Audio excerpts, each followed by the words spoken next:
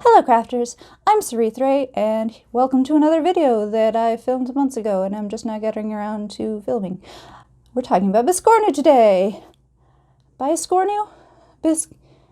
Pincushion. It's a pincushion or an ornament or a very small cushion.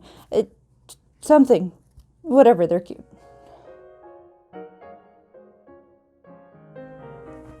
Okay, there are a ton of tutorials out there on how to make Biscornu. People still ask me. Google it. Well, maybe that's how you found me. So, here we go. We'll show you anyway. But, my way is not the only way to do things. Look around at other tutorials. Check the text-based tutorial down below in the comments to see close-up photos and just other examples. And really just use my video as inspiration. Explore, experiment. Maybe you'll find a new way of doing things. Who knows? Let's go ahead and dive into today's project, though, and talk about materials. Now you can make a Biscornu out of any count of fabric. It really depends on the size of the pattern and how big you want it to end up. Maybe you only want a little tiny one for your travel kit, or maybe you want a big one to sit on your desk and hold all your needles.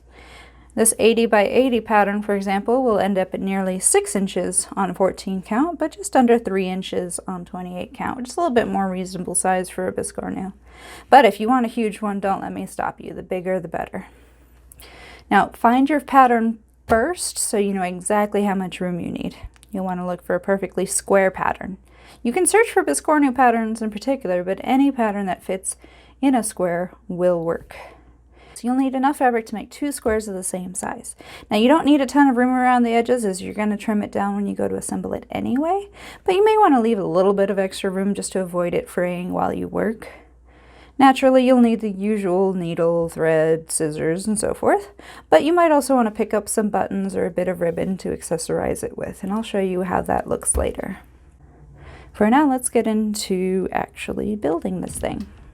Hi, this is VoiceOver Siri, letting you know that I forgot a crucial part of the materials when I was filming this. You also need stuffing. Polyester fiber fill stuffing is what I use, but you could also take your orts and cram your Biscornu full of those, or whatever you normally use to stuff things. You need stuffing. Why did I forget this?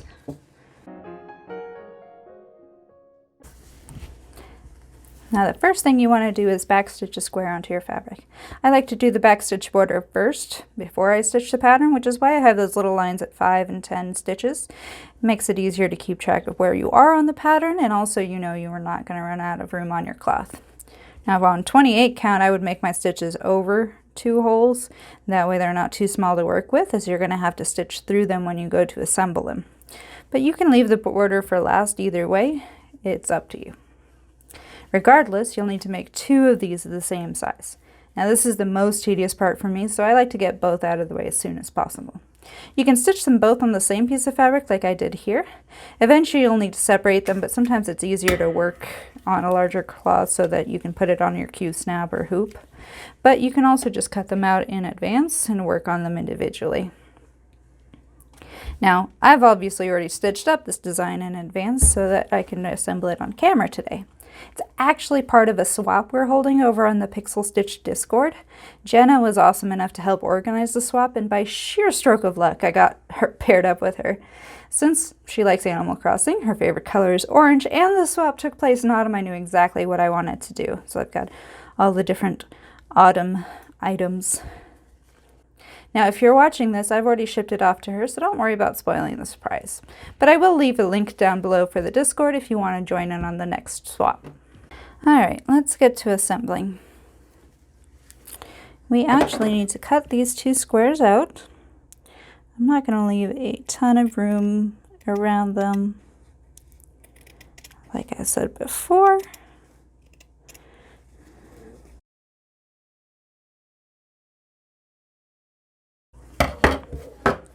So the first thing we want to do is actually cut these squares out. You do not want to leave a ton of room around them, as they're actually going inside the Biscornu.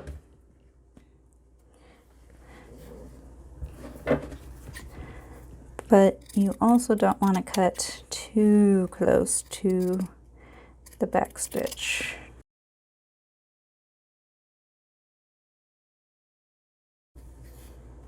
I probably could have left a little bit more room between these two, but that's okay. So now we want to get into the assembly. Once you've got two squares, you're going to stitch the two together, but you're turning one to the side. So the corner of one square to the side of the other. Now you can use the same color thread or a contrasting color if you want, but you'll want to stitch up from the corner of your first Biscornu. You'll then want to sew under the first stitch of your back stitch on this side, or middle plus 1 if you have an odd number of stitches like I do. So we're going to go 10, 25, 6, 7.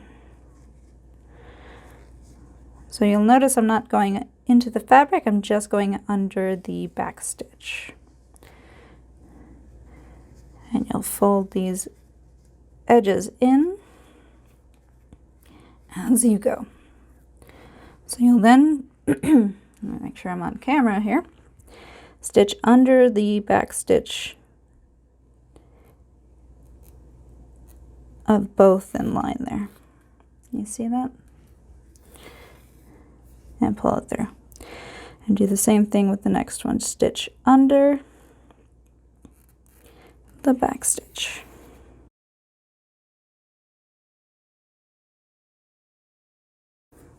This is kind of hard to explain, so just kind of watch closely what I'm doing. You should not be stitching into the fabric itself, just through the back stitching. Be careful to tuck in the edges as you work.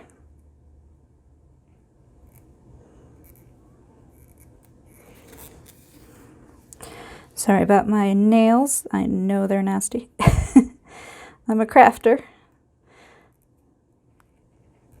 They've seen some things.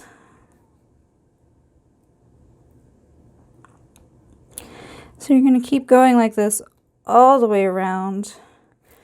We're going to fast forward here a little bit to show you what happens around a corner.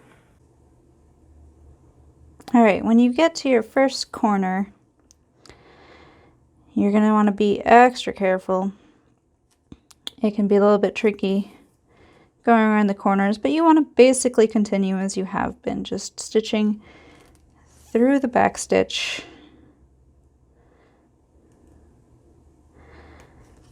This will get trickier as you get to the end of this project. But the main thing is to make sure that you're tucking in the edges. Now you can stitch a couple of these loosely.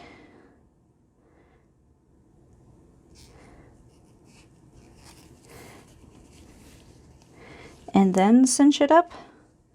But you want to be careful not to do too many of those at once. That seems to help me with corners sometimes though. Otherwise I just cinch as I go. But see, you should have a nice rounded corner there where the two intersect. So now you're going to keep going. Keep on keeping on. Now, if you want a ribbon loop in one of your corners, you do not want to wait until the last corner. It just gets trickier as time goes by. So pretty early on, I would recommend getting your little loop of fabric. Ugh. I would recommend getting your loop of ribbon and just kind of sticking it between the two pieces of fabric. Now, this is kind of hard to describe, but you're essentially going to keep going as you were, stitching underneath the back stitch, stabbing through the ribbon, and then underneath the back stitch on the other side. Same in the other direction. Or you can stab it back through And do that again. Stitch, stab. You're essentially continuing the back stitch border just through the ribbon. And you can see why this would be annoying to do while also trying to finish up the very last corner.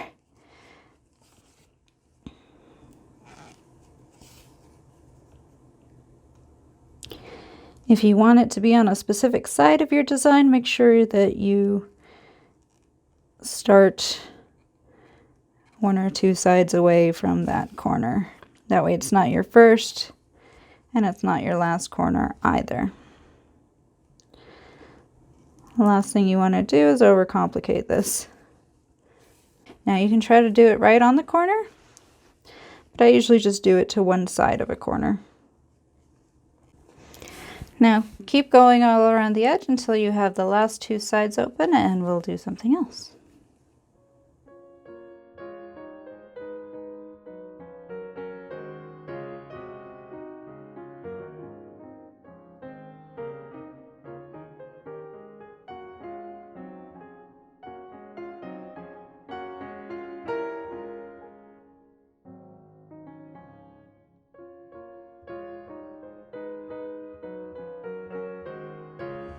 Alright, before you stitch up these last 2 sides, you're going to fill the ornament with some cotton stuffing.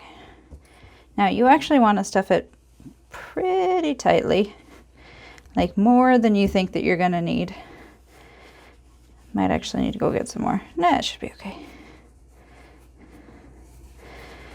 They tend to like flatten out over time, so don't be stingy.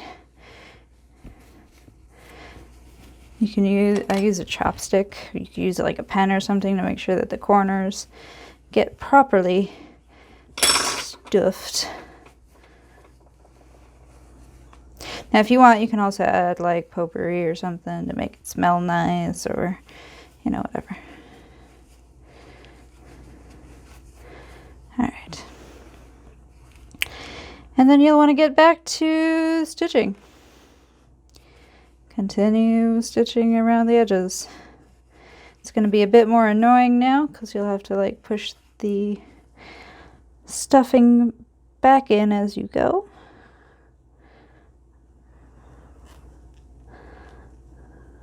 Oh, come on.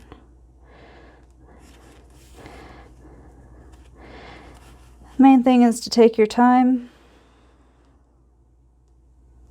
It is annoying sometimes,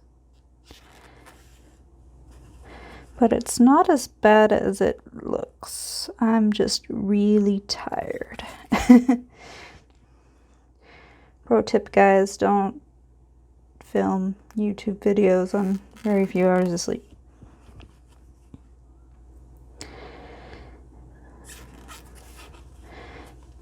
See what I mean?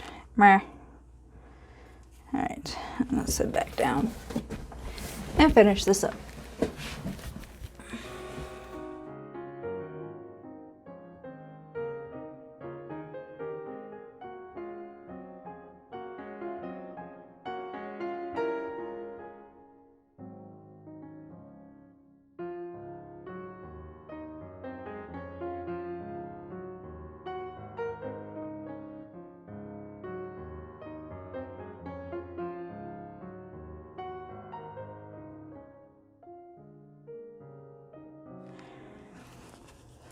This is really hard to do while also attempting to stay under a camera. So sorry if I've been all over the place.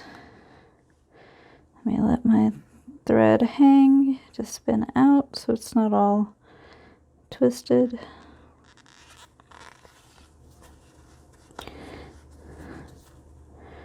We're almost there.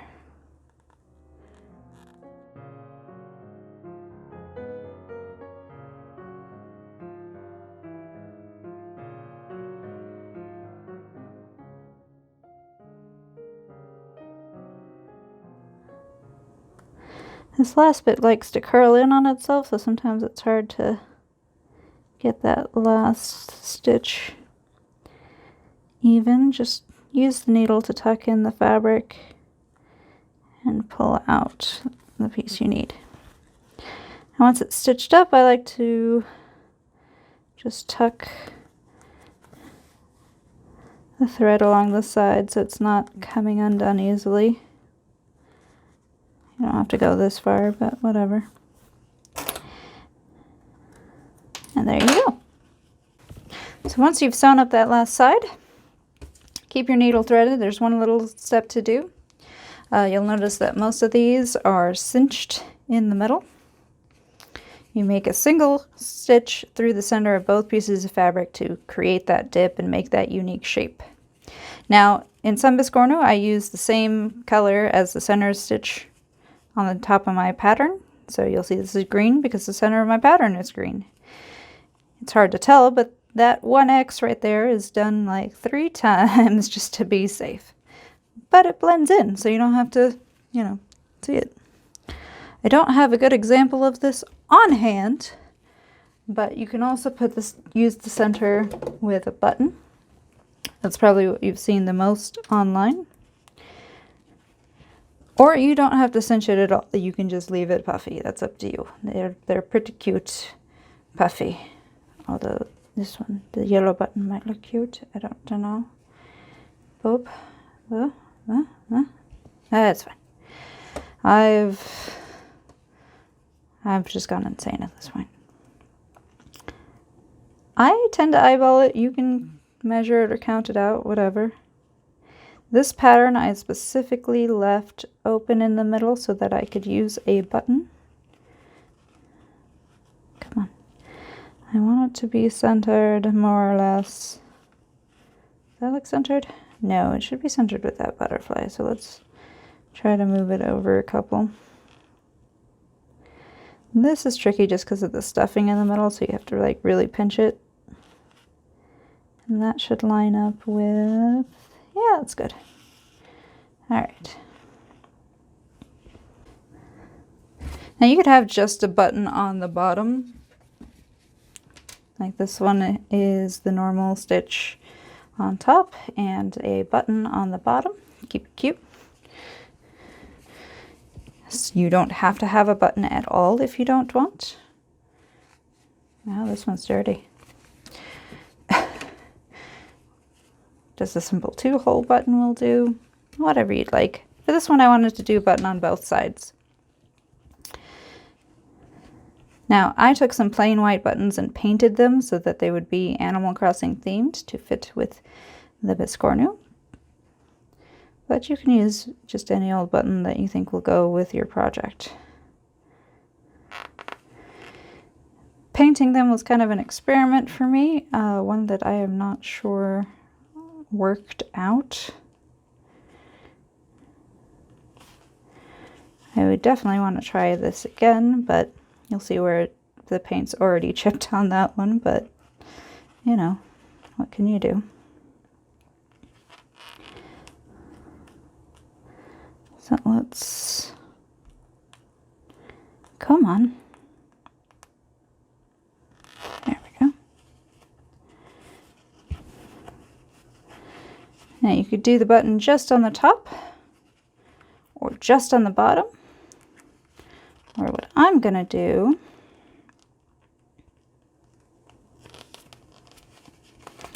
is have another button to hide just how messy my button stitch is. Now I usually go through a couple of times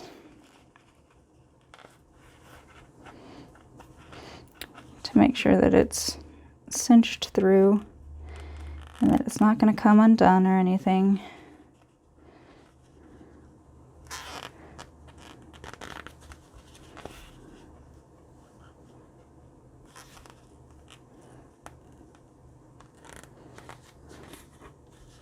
Oop, and I've already de-threaded my needle. Now this is probably not at all how you sew a button. This is not a tutorial teaching you how to sew a button, to be fair. It's teaching you how to make a Biscornu. But this is how I generally do it. And then I'm gonna tuck it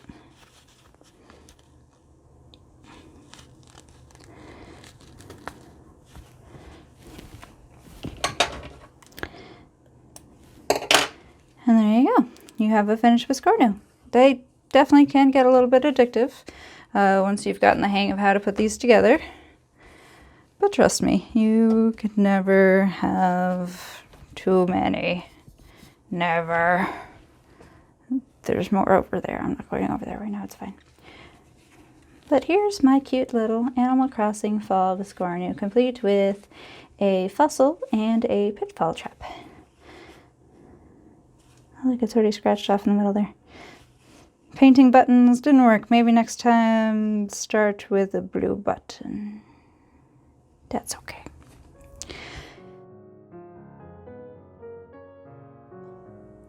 As I mentioned earlier, I did link a text-based tutorial down below so that you can reference it while you're stitching. Now, if you learned something from this video, please leave a like, and if you'd like to see more tutorials from me, subscribe, because there's no regularity whatsoever, so the only way you will find out when I post things is to subscribe and ring the little bell. See you in 3 months. Don't forget to join us over on Discord if you would like a fun place to talk about cross-stitch and learn from tips and tricks about it and other types of embroidery and fiber arts. Pick up tips and tricks, ask your many questions that I'm sure you have at any hour of the day, and join in on community swaps and events, including the upcoming Pixel Stitch RPG, where we go on an epic adventure of exploration and experimentation, all to do with cross-stitch. Whatever you decide to do next, though, just keep creating.